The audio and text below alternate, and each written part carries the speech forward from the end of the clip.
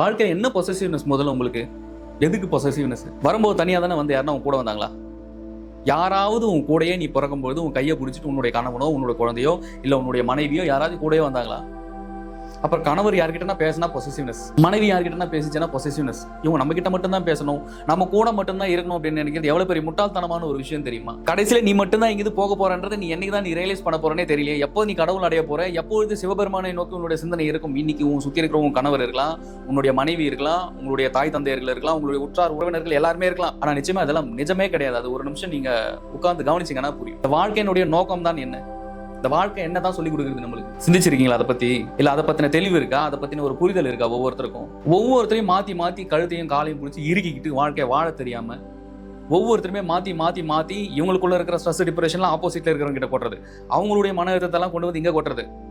நான் மட்டும் சுதந்திரமா இல்ல, நீ மட்டும் சுதந்திரமா இருக்கணுமா, நீ அவங்க கிட்ட பேசணுமா அப்படின்ற இந்த கணவன் மனைவிக்குள்ளேயே உங்களுக்கு ஒரு புரிதல் இல்லைன்னா எப்போ நீங்க உங்களுடைய வாழ்க்கை வாழ போறீங்க? ஏன்னா உங்க கணவன் என்ன கடைசி வரைக்கும் நீங்க மரண படுக்கையில போயிட்டு கடைசியில உயிர் பிரியிற நேரத்துல எங்க நான் உடல்ல இருந்து போறேங்க, எங்க நான் இறந்து போக போறேங்க, என் கூடவே வாங்க அப்படின்னு நீங்க கூட்டு போறீங்களா? இல்ல உங்களுடைய மனைவி நீங்க என்னன்னா ஐயோ நான் மரண படுக்கையில இருக்கேன், நான் வந்து இப்ப இறந்து போறேன், வா என் கூடவே வந்துருன்னு உன் பொண்டாட்டி நீ கூட்டு போறியா? ஒண்ணுமே கிடையாது. யாரையுமே இங்க இருந்து கூட்டு போக முடியாது. யாரும் இங்க நிரந்தரமாவும் இருக்க முடியாது. நல்லா புரிஞ்சுக்க. இங்க நிரந்தரமாக இருக்கிறதுக்கு வழிதான் பிரம்மயோகம். நிரந்தரமா பரபிரம்மத்தை உணர்ந்து இறைவனை உணர்ந்து இறைவனிடத்தே சரணாகதி அடைந்து இறைவனிடத்திலே ஐக்கியமாகிறது தான். இங்க எல்லாருமே நேரத்துல பயணம் பண்ணிட்டு இருக்கீங்க. அதான் மிகப்பெரிய பிரச்சனை உங்களுக்கு எல்லாருக்குமே. நேரம் என்பது உடலுக்கும் மனதுக்கும் சம்பந்தப்பட்ட விஷயம். இந்த நேரத்தில் நீ ஓடிட்டு இருக்கும்போது கண்டிப்பா உடல் எப்போ எக்ஸ்பயர் ஆகுதோ, உடல் எப்போ வயதானதுக்கு அப்புறம் உங்களுடைய தோற்றம் மாறுதோ, உங்களுடைய உடல் எப்போ கீழே விழுதோ அப்பயே எல்லாம் முடிஞ்சு போச்சு, அவ்வளவுதான். அது கூட அப்படியே இறந்து மறுபிறப்புல போக வேண்டியதுதான். ஆனா உடலை கடந்த ஒரு விஷயம் இருக்கு, அதுதான் காலம் அப்படின்றது. அதான் கால பைரவர்ன்றது. எவ்வளவு பேருங்க பாருங்க சிவபெருமான். அப்பேற்பட்ட பேராற்றலான கால பைரவரை எப்பொழுது நீங்கள் உணர்கிறீர்களோ, கால பைரவரை எப்பொழுது கால பைரவருடைய இறைவனுடைய அருளை நீங்கள் பெறுகிறீர்களோ அப்பொழுதே உங்களுக்கு மோட்சம், முக்தி, உங்களுடைய பிறவி கர்மாவாக இருக்கட்டும், எந்த விதமான கர்மாவும் உங்களுடைய எதிர்வினைகளாக இருக்கட்டும் அனைத்துமே நேர்மறையாக மாற்றி இறைவன் உங்களுக்கு கொடுப்பார். இதுதான் நிஜம். ஆனா மனுஷனாவா இருக்கான்? இப்போ மனுஷனாவா இருக்கான். உன்னுடைய குழந்தையும் உங்க கூட வரப்போறது கிடையாது. எல்லாமே பிரபஞ்சத்தை பொறுத்த வரைக்கும் ஒரு விஷயத்தை நீங்க நல்லா புரிஞ்சுக்கணுங்க. எல்லாமே இங்க தனியா தான் வரும், தனியா தான் போகும். ஆனா நீங்க ஏற்படுத்திக்கிற உங்களுடைய எல்லா பற்றுதல்களையுமே நீங்க அதுல இருந்து வெளியே வர முடியாம ரொம்ப ஆழ்ந்து ஒவ்வொரு விஷயங்களும் மாட்டிக்கிட்டு தவிக்கிறீங்க. நீங்க எல்லாருமே விட்டுறணும். ஒருத்தவங்க சொல் பேச்சு கேட்கலன்னா விட்டுரு, உன் வேலையா பாரு. உன்னுடைய கணவன் சொல் பேச்சு கேட்கலன்னா விட்டுரு, உன் வேலையா பாரு. உன்னுடைய மனைவி உன் சொல் பேச்சை கேட்கலன்னா உன் வேலையா பாரு சாமி. உன்னோட வேலைனவோ அதை பாரு. உன்னை கல்யாணம் பண்ணிட்டாங்க அப்படின்றதுனால உங்களுடைய மனைவி உங்களுக்கு எழுதி கொடுத்துடல, இல்ல நீங்க கல்யாணம் பண்ணிட்டீங்க அப்படின்றதுனால உங்களுடைய கணவர் உங்களுக்கு எழுதி கொடுத்துடல. அப்ப இந்த வாழ்க்கை முறை எப்படி இருக்குதுன்னு பார்க்கணும். அது ஒரு ஆன்மா, அது அதனுடைய வினைகளை இங்க நீங்க என்னதான் தடுத்தாலுமே ஒண்ணு உங்களுடைய கணவரை நீங்க தடுத்து வச்சாலும் ஒண்ணு உங்களுக்கு தெரியாத அந்த விஷயத்தை பண்ண பார்ப்பாரு. இல்ல உங்களை தடுத்து வச்சிருந்தா நீங்க உங்களுக்கு கணவருக்கு தெரியாம ஒரு விஷயத்தை பண்ணுவீங்க. ஆக மொத்தம் நீங்க பண்ணியே திருவீங்க. தான் கர்மா. அப்படி ஒவ்வொருத்தருமே இந்த கர்மா சுழற்சியில இருக்கும்போது மனசு எந்த மாதிரி ஓடுதுன்றது ஒரு நிமிஷம் புரிஞ்சுக்கங்க. நீங்க எல்லாருமே இறைவன் வந்து ஒவ்வொரு கணமும் ஒவ்வொரு நொடியுமே வந்து ஒவ்வொருத்தரையும் கவனிச்சுக்கிட்டு தான் இருக்காரு. நீ என்னென்ன பண்றன்றதை பார்த்துக்கிட்டு தான் இருக்காரு. நீ எந்த அளவுக்கு ஆழ்ந்து பற்றுகளுக்குள்ள போறியோ உன் மனசை நீ அதுல இருந்து ரெக்கவர் பண்ணி கொண்டு வர தெரியல உனக்கு, நீ முடிஞ்ச அவ்வளவுதான். நீ அதுலயே மாட்டிக்கிட்டு அதுலயே சுத்திக்கிட்டு அந்த சுயற்சியிலே நீ இருக்கும்போது எங்கிருந்து வாழ்க்கை அடுத்தடுத்த கட்டத்துக்கு மாறும். யாரு இருந்தா என்ன, யாரு போனா என்ன, ஸ்க்ரோல் பண்ணு.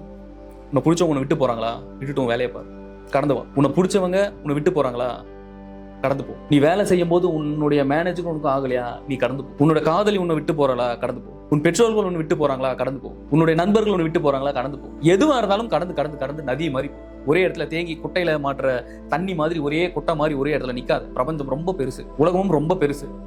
அப்ப இப்பேற்பட்ட பிரபஞ்சத்துல நீ ஒரே இடத்துல தேங்கி உன்னை யாராச்சும் தப்பா பேசிட்டாங்கன்னா போதும் அதே இடத்துல நின்னுக்கிறது. அப்படியே என்ன நீ எப்படி தப்பா பேசலாம் அப்படின்ட்டு உன்னோட ஈகோவை கொண்டு வந்து அந்த இடத்துல நீ நிக்க வச்சனா நீ ஒரே இடத்துல தான் நிக்கணும். கடந்து போறவங்க போட்டமே என்ன கடைசி வரைக்கும் உன் கூட வந்துட்டு போறாங்களா? எல்லாருமே எதுவுமே உன் கூட வராது. நீ இந்த மாசம் உன்னோட கையில ஒரு செல்போன் வச்சுட்டு இருக்கனா அது அடுத்த மாசம் உடஞ்சிருச்சா நீ வேற ஒன்று வாங்கிட்டு தான் போற. நீ வீட்டுல ஒரு தலையணை யூஸ் பண்றனா அந்த தலையணை தூக்கி போட்டு இன்னொரு தலையணை நீ வாங்க தான் போற.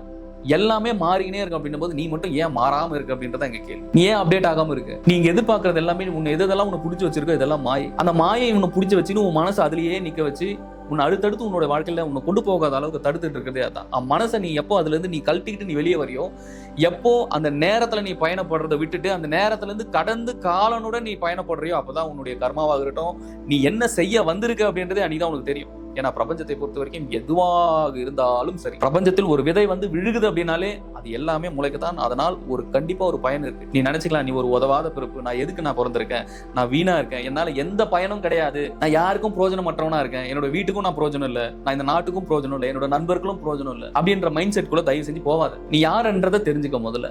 எதுக்கு பிறப்பு, நான் எதுக்கு இவ்வளவு துன்பத்துல ஆழ்ந்து இருக்கிறேன் அப்படின்ற ஒரு மனுஷன் தெரிஞ்சுக்கிட்டான்னா இங்க அவனுக்கு எல்லா பிரச்சனைகள் வந்து வெளியே வர முடியும். நீ மனக்கதறல்கள் இருக்க, அதான் பிரச்சனை. இந்த மனசை கடந்து போகக்கூடிய ஒரு வழியை தான் பிரம்மயோகம் சொல்லி கொடுத்துருக்கு. அதனால தான் இங்க உட்காந்து சொல்லி கொடுத்துட்டு இருக்கோம் ஒவ்வொருத்தருக்கும். அப்ப மனசை கடக்கும் பொழுது என்ன ஆகும்னா, ஒவ்வொருவரும் கடவுள் நிலையை அறியலாம், ஒவ்வொருவரும் கடவுளாகலாம். இதுதான் நீங்க கான்செப்ட். அப்படி கடவுளை அறிந்தா என்ன நடக்கும் அப்படின்ற கேள்வி வருது இல்ல.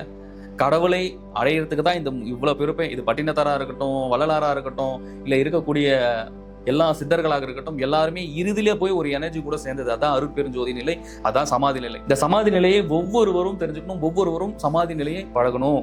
ஏன்னா இன்னைக்கு உன்னுடைய கணவர் இருக்கலாம், உன்னுடைய மனைவி இருக்கலாம், இறுதியில உன்னுடைய உடம்புல இருந்து நீ பிரிஞ்சு போகும்போது இவங்க யாருமே உனக்கு பயன் இல்லாம தான் இருப்பாங்க. யாருமே உனக்கு அம்மா சல்லிக்கு பிரோஜனம் இல்லாத பயலுக்கு தான். இது ஒவ்வொருத்தருமே நீங்க உங்களுடைய வாழ்க்கையில புரிஞ்சுக்கணும். நீங்க யாரையுமே மாத்த முடியாது. முதல்ல அவங்கள மாத்துறதை தாண்டி முதல்ல நீங்க உங்களை என்னைக்கு மாத்த போறீங்க, உங்களை மாத்துங்க ஃபர்ஸ்ட். உங்களுக்குள்ளார இருக்கிறான்ல ஒரு மனசுல ஒரு மிருகம் மாதிரி எப்பவுமே தன்னுடைய அகங்காரத்தை, தன்னுடைய ஈகோவை கொண்டு வந்து வெளியே போட்டுட்டு அடுத்தவங்களை அப்படியே ரொம்ப போட்டு புளியறான்ல, மற்ற உயிர்களுக்கு சேதம் கொடுக்குறான்ல, மற்ற உயிர்களுக்கு ஒரு சுதந்திரம் கொடுக்காம தானும் சுதந்திரமா இல்லாம மற்றவங்களெல்லாம் பிடிச்சி வச்சுன்னு நீங்க ஒரு செயலை செய்ய அப்படின்னு சொல்லிட்டு திரிச்சு அவனை காலி பண்றீங்களா? முதல்ல உங்களுக்குள்ளார இருக்கிற மனசை நீங்க மாத்துங்க. உங்களுக்குள்ளார இருக்கிற மனசை நீங்க மாத்தாத வரைக்கும் எதிரில் இருக்கிற எதுவுமே மாறாது. நீ நீ மாத்திக்கிட்டனா, நீ மாத்திக்கிட்டு நீ இறைவனடி சேர்வதுக்கு உண்டான ஒரு வழியை நீ தெரிஞ்சுக்கிட்டனா எதிரில் இருக்கிற எல்லாமே தானா மாற ஆரம்பிச்சிடும். இங்க ஒவ்வொருத்தருமே நல்லா புரிஞ்சுக்கணும். திருமணம் பண்றீங்க, கணவன் இருக்காரு, மனைவி இருக்காங்க, 2 பேரும் இருக்காங்க. தன்னோட மனைவிக்கு உள்ளுக்குள்ளார எழுந்துக்கிற அந்த எண்ண ஓட்டங்கள் எல்லாத்தையுமே என்ன பண்ணுதுன்னா போயிட்டு கணவன் கிட்ட திணிக்குது. அப்ப என்ன ஆகுதுன்னா மனைவியோட கர்ம வினைகள் எல்லாமே கணவனுக்கு திரிக்கும் போது அவர் அங்க அதீதமான பிரஷர்ல, டென்ஷன்ல, ரொம்ப அதீதமான ஒரு மன அழுத்தத்துக்குள்ள ஒவ்வொரு ஆண்களும் போறாங்க. ஒரு ஆண் என்ன பண்றாருன்னா அவருடைய எண்ண ஓட்டங்கள் இருக்கக்கூடிய கர்மா எல்லாத்தையும் எடுத்துன்னு வந்து என்ன பண்றாருன்னா இந்த பெண் கிட்ட திணிச்சிருது.